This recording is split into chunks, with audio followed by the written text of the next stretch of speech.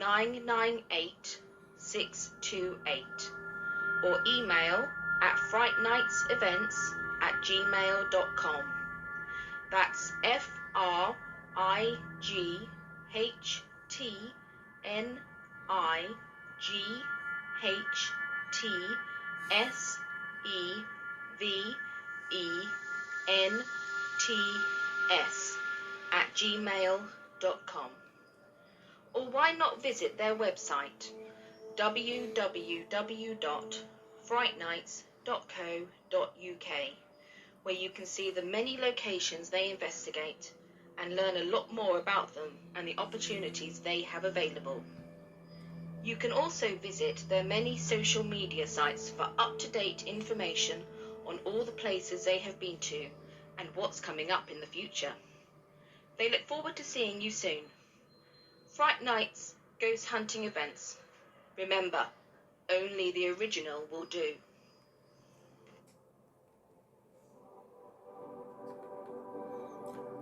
So, the Jamison family lived I'll try that again.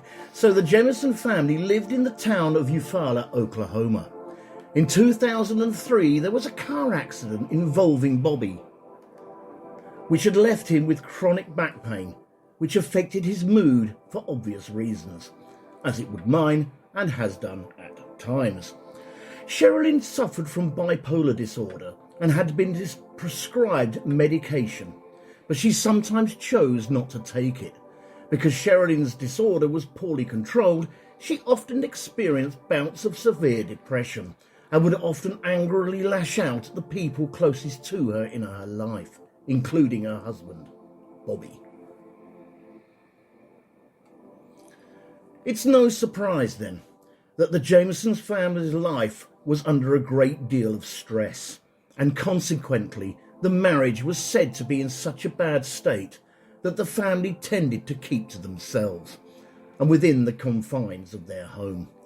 They were all, in fact, deeply spiritual individuals, but this wasn't always necessarily a positive thing in their lives.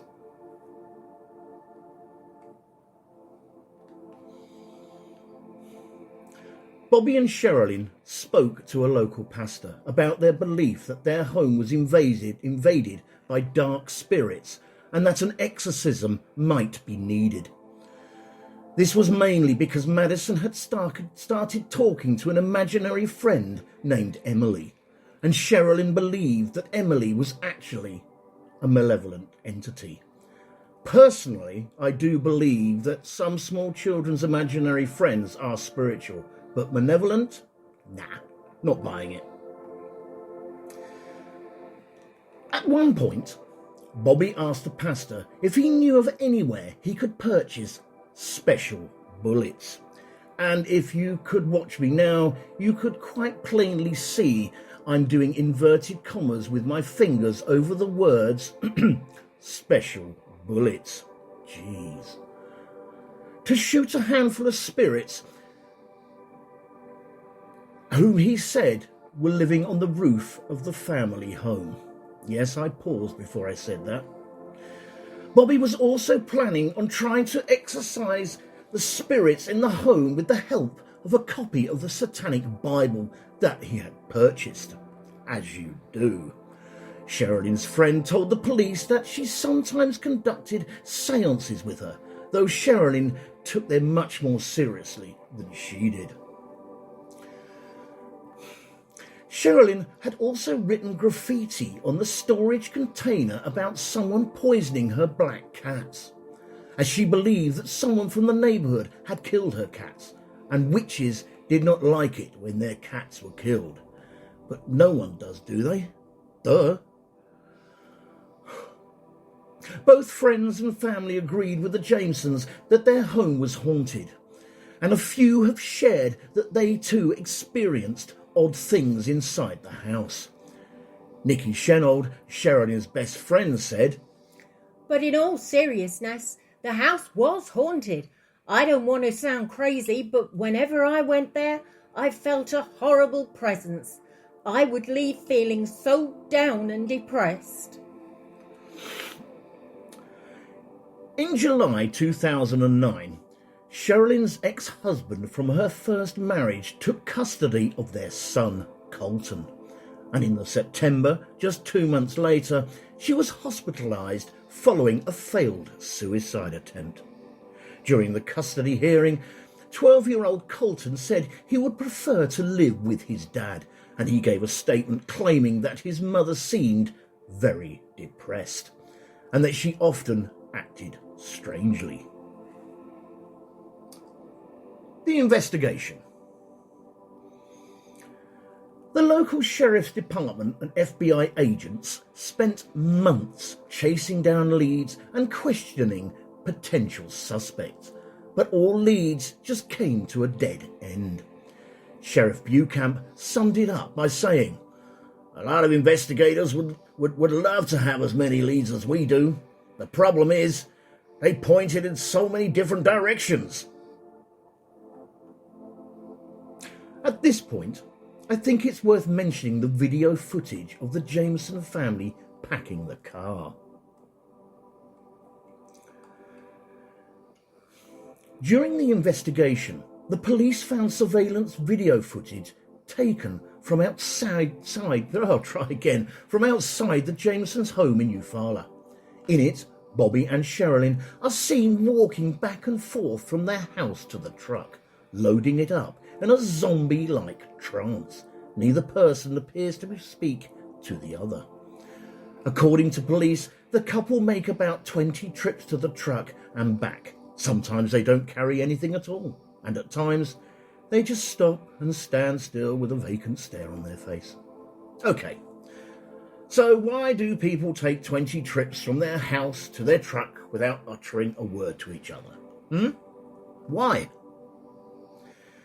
The surveillance video does suggest that the couple may have been on drugs, but with severe depression and paranoia looming large over the family, it's not hard to imagine that the house did have a very heavy feel to it. However, some people have found the video disturbing for other reasons. In it, graffiti can be seen sprayed on the side of the storage container. Sherilyn had told neighbours she believed she was a witch, and that these were important self-protective messages that she had been spraying on the container. Guys, on a side note, if you do get the chance, take a look on YouTube. Just type in Jamison footage and see what you think. And I'll post the footage on the Hinkley Community Radio Facebook page as well, just for you to have a look. If this is the sort of behaviour the neighbours were witnessing from the Jamisons' household, then I'm not really surprised if the locals did try to avoid them, although I can't help thinking that is exactly what the Jamisons wanted. So, let's look at the theories. And believe you me, there are a lot of theories out there. I'm going to go through just a few, just to whet your appetites. Before the remains were discovered, several theories had emerged about the family's disappearance, such as they had faked their own deaths, they were in witness protection, were murdered, or had died by group suicide. So, let's take a look. Theory number 1. The Jamisons were part of a satanic cult. Connie Cockatan, Sherilyn's mother, claimed her daughter, son-in-law and granddaughter were on an Oklahoma cult hit list. She stated, "That part of Oklahoma is known for that, cults and stuff like that. From what I've been told and from what I've read, I was told around the time of Sherilyn's disappearance that she was on a cult's hit list." However, she never did provide the name of the alleged cult, nor have police found any evidence which links to one. Theory number 2. Bobby's dad killed the family. The family had filed a protective order against Bobby's father, Bob Dean Jamison, claiming that he had threatened to kill them over some business dealings. In the protective order filed on April 2009, Bobby alleged that his father had purposely hit him with a car on the 1st of November 2008, and that he was a very dangerous man who thinks he's above the law, who's involved in prostitutes, gangs and meth. Before he died, Bob Dean had a long-running feud with his son. It reached legal action stage when Bobby accused his father of backing out on an agreement to give him half the proceeds from the sale of a gas station he owned. Bob used to get Bobby Jr. to... try that again. Bobby used to get Bobby Jr. to work at the gas station, presumably for nothing. And there was also rumours Bob Sr. had connections to the Mexican mafia, which is particularly worrying when he allegedly threatened the family. In December 2009, and at the age of 64, Bobby's father died, just 2 months after the family went missing.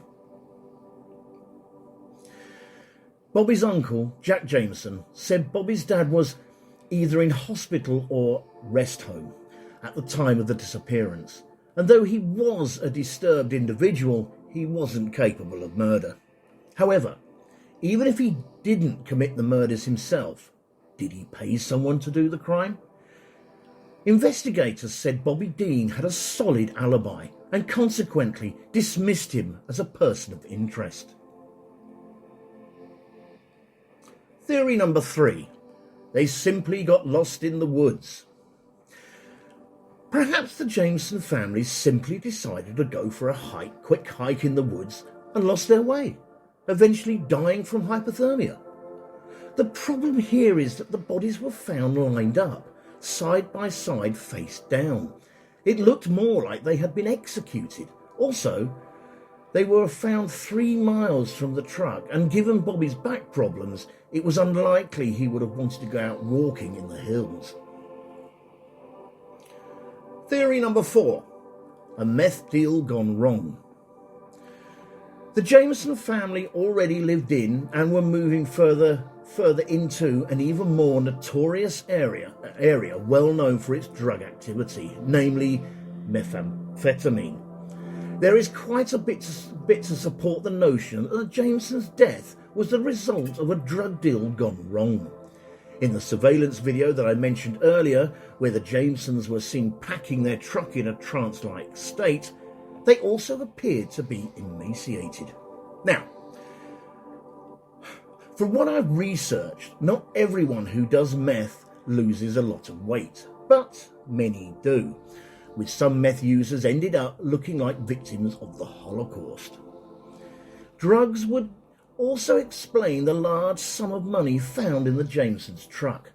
No one has a clue where that money came from or what they planned on doing with it. Bobby and Sherilyn were both on disability and struggling financially, so how did they get hold of $32,000? Crystal meth would also explain the couple's erratic behaviour.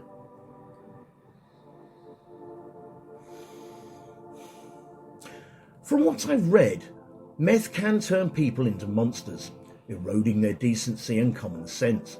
Nothing is more important to a meth addict than meth. They don't care who or what is in the way. To them, everyone and everything is just collateral damage. Of course, it is also possible that severe mental illness added to the couple's gaunt appearance. Another theory is that the Jamisons stumbled upon illegal drug activity, saw more than they were supposed to, and were killed to keep quiet. However, it seems strange that their killer or killers didn't take the cash from the truck. Finally, the Sans Bios mountain range was apparently known for its many meth labs, and Bobby had recently reported someone in the local area for running one, so the family could have been the victim of a revenge attack. Theory number 5. Murder-suicide. Sherilyn did own a .22 caliber pistol that she carried with her in the truck. The coroner did find a small hole in Bobby's skull that might have been from a bullet, but neither Sherilyn nor Madison had any gunshot